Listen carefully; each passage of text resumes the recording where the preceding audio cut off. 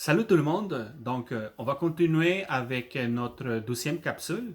Aujourd'hui, je vais vous parler des toxi-infections alimentaires. OK? Donc, selon l'Agence canadienne d'inspection des aliments, les aliments contaminés par des bactéries, des virus et des parasites peuvent provoquer une maladie d'origine alimentaire, aussi connue sous le nom d'intoxication ou empoisonnement alimentaire. Donc, ces maladies peuvent se manifester chez certaines personnes, parfois qui ne savent pas qu'elles sont atteintes, mais bon nombre d'entre elles vont souffrir de certains symptômes comme la nausée, des vomissements et parfois même la diarrhée.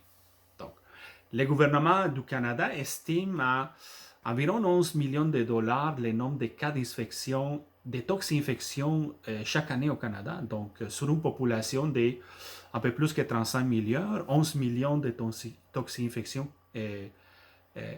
alimentaires par année, ça veut dire que un Canadien sur trois va souffrir une fois par année une toxi-infection. Donc, c'est quand même quelque chose de sérieux.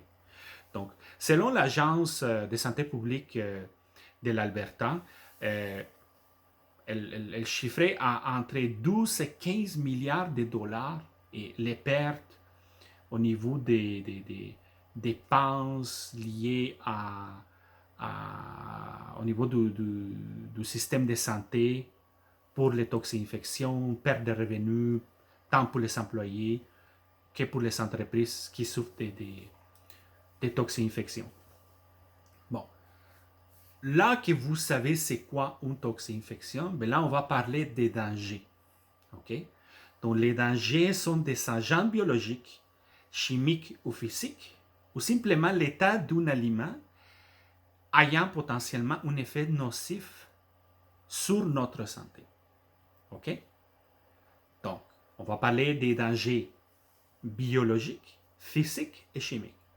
Pour les dangers biologiques, on va parler des bactéries pathogènes, des toxines, des moisissures, des parasites, des virus. Au niveau des dangers physiques, on va parler des morceaux métalliques, des morceaux de plastique, des verres, des pierres, des fragments d'os, des matières étrangères comme des cheveux, des poils, la poussière, des bijoux, etc. Et au niveau des dangers chimiques, on peut parler des composants de certains emballages comme des bisphénols, comme des phtalates, comprenez-vous, des produits chimiques de l'environnement de notre établissement. On peut parler des produits de nettoyage, des assainisseurs. Au niveau du produit, on peut parler des résidus de pesticides, des résidus de médicaments. Et parfois, l'effet de ne pas déclarer un allergène comme il faut dans une liste d'ingrédients. Si on échappe un allergène ou s'il y a eu une contamination, ben, un allergène est considéré aussi comme un danger chimique. Euh, Au niveau des dangers biologiques, on va dire les bactéries les plus souvent associées à des toxines-infections, on peut parler des Campylobacter, des Clostridium botulinum, des E. coli O157H7. On peut parler des hépatites A, hépatite E, des Listeria mono, de la salmonelle, des toxines marines et norovirus, etc. Au niveau des dangers physiques, on a parlé tantôt des fragments d'os, des poils, même des plumes d'origine, des produits d'origine animale, des pierres, des roches, la saleté, qu'on trouve souvent dans des fruits et légumes qui viennent de la terre, évidemment. Des fragments métalliques associés à nos étapes de fabrication, par exemple des morceaux de métal qui peuvent se détacher des équipements, des couteaux, la poussière métallique, par exemple un mélangeur qui frotte un réservoir, un convoyeur qui frotte en quelque part. Donc on peut avoir aussi la poussière plastique qui peut contaminer nos produits. Donc on va considérer comme un danger physique. On peut parler des débris des bois, des morceaux de palettes. Ça arrive très souvent dans les usines. On peut parler de la peinture écaillée et de nos structures aériennes, de nos équipements, et évidemment d'insectes ou des morceaux d'insectes.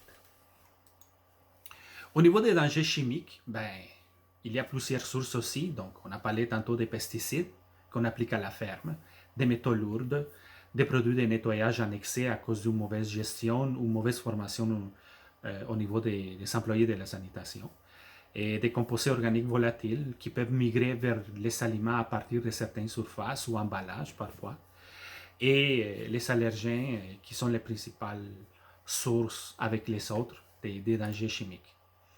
Bon, au niveau des allergènes, c'est que les allergènes peuvent provoquer des réactions, on va dire, parfois un peu violentes dans certaines personnes. Donc, les personnes allergiques ont une hypersensibilité immunitaire aux allergènes. Donc, ce type de réaction peut, dans certains cas, même provoquer la mort.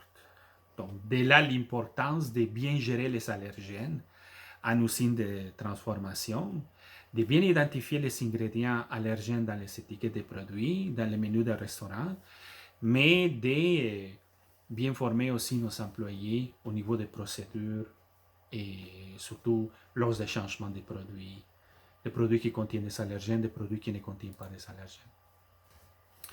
Et Santé Canada, l'Agence canadienne d'inspection des aliments, les associations des patients allergéniques et la communauté médicale au Canada ont recensé les substances les plus souvent associées aux allergies alimentaires et aux réactions de type allergique selon Santé Canada. Donc voici la liste au Canada.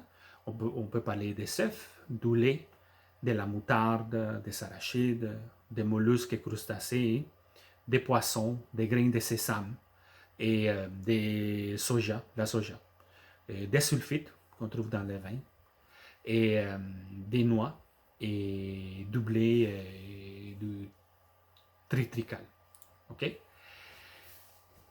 Par contre, les défis au niveau de la conformité dans une usine ou dans une opération, c'est quand on exporte des produits vers d'autres pays, vers d'autres juridictions.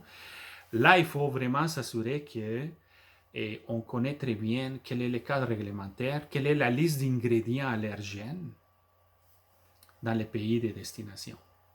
Donc, si on prend comme exemple les États-Unis, la Food and Drug Administration, elle a établi une liste plus courte d'allergènes. Okay? Les laits, les cèpes, les poissons, les fruits de mer, comme les crustacés, et crevettes, homards, et du crabe, et des noix, et des arachides, et du blé et du soja. Donc, voyez-vous, la liste est un peu plus courte. Donc, quels sont les défis pour les transformateurs canadiens qui exportent aux États-Unis des produits qui contiennent des allergènes? Au niveau de l'étiquetage, même si c'est le même produit, si c'est la même formule, là, l'étiquette va être différente parce que la liste d'ingrédients va être différente. Au niveau de la séquence de fabrication, ça peut devenir un casse-tête à un moment donné si on a une grande liste de produits qu'on fabrique. Et cette liste de produits, quels sont les produits qui contiennent d'allergènes? Quels sont les produits qui ne contiennent pas d'allergènes? Est-ce qu'il y a différentes listes d'allergènes au niveau des recettes? Donc, on va devoir monter des cycles de nettoyage spécifiques parfois lors des changements de certains produits. Okay? Parfois des cycles courts, des cycles plus longs, pour s'assurer vraiment de faire une coupure et éliminer toute trace d'un ingrédient allergène qui n'est pas dans l'autre liste d'ingrédients du prochain produit à fabriquer. L'identification des matières premières et produits finis, pas juste physiquement, mais aussi dans les systèmes, dans l'étiquette. Est-ce qu'on va créer des étiquettes avec une particularité pour aider les employés à savoir si une palette en question, c'est une palette qui contient des allergènes. Bon. Là qu'on a parlé des toxinfections, des dangers, des allergènes, on va parler des contaminations. Donc, au Québec, le ministère de l'Agriculture, le MAPAC, fait la distinction de deux types de contamination. La contamination directe, qui se produit lorsqu'un aliment entre en contact avec une source reconnue d'agents pathogènes, par exemple des matières fécales, des saucés, de la viande crue, des jus de la viande, etc., les sols des animaux ou des insectes, ou avec un contaminant chimique, y compris les allergènes ou un corps étranger. Donc, il y a vraiment un contact direct. Mais, on peut avoir aussi la contamination croisée, qui se produit lorsqu'un aliment entre en contact avec de l'équipement ou d'autres surfaces de travail ou des mains qui ont été contaminées par une source reconnue de pathogènes ou avec un contaminant chimique, y compris les allergènes. Et quand je parle des mains, là, ça applique aussi pour les gants. Okay? Donc, il n'y a pas une contamination directe, mais l'aliment rentre en contact avec une surface qui a déjà été contaminée.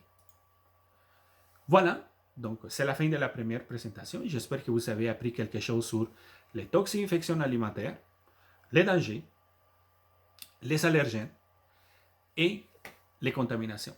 Merci et à la prochaine.